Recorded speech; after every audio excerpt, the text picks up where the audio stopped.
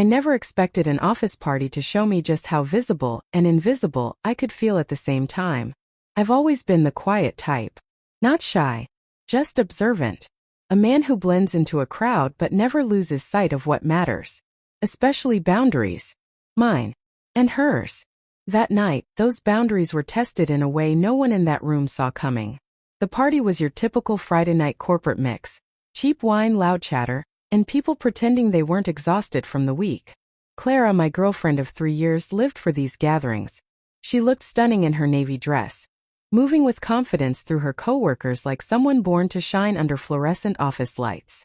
I loved seeing her like that, magnetic, effortless, glowing. I stayed close, sipping my drink, cataloging details the way I always do. The nervous laughs, the too long stares, the subtle body language people think no one notices. That's when I saw him. David, senior account manager. The kind of man who mistakes charisma for permission. He hovered near Clara, leaning in too close, laughing too loudly. Clara humored him politely, the way women are conditioned to. But when he touched her arm, his hand lingering just a little too long, I felt something tighten inside me. Not jealousy. Recognition. This was a boundary test. I stepped closer, placing my hand lightly on Clara's back. Not claiming her, just reminding him she wasn't alone. "Hey David," I said, calm and steady. "Let's give her some space." He blinked, confused for a moment by the fact that I wasn't angry.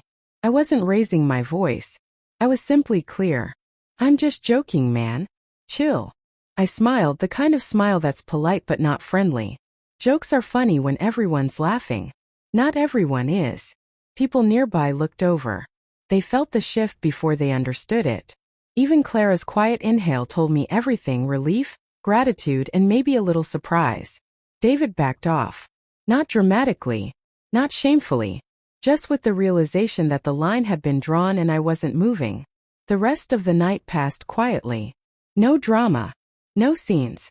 Just an understanding that echoed in the room long after the moment passed. Respect is felt, even when unspoken. When Clara and I left, the cold November air felt grounding. She slid her hand into mine, her voice soft. "You really handled it." "I didn't handle anything," I told her. "I just didn't let someone else decide the rules." She laughed, the kind of laugh that comes with admiration. "You make it look simple. Calm. Precise. Almost scary." "Boundaries aren't scary," I said. "They're necessary." Over the next week, the story of that night circulated quietly through the office. Not gossip, recognition. A few coworkers nodded at me in the hall.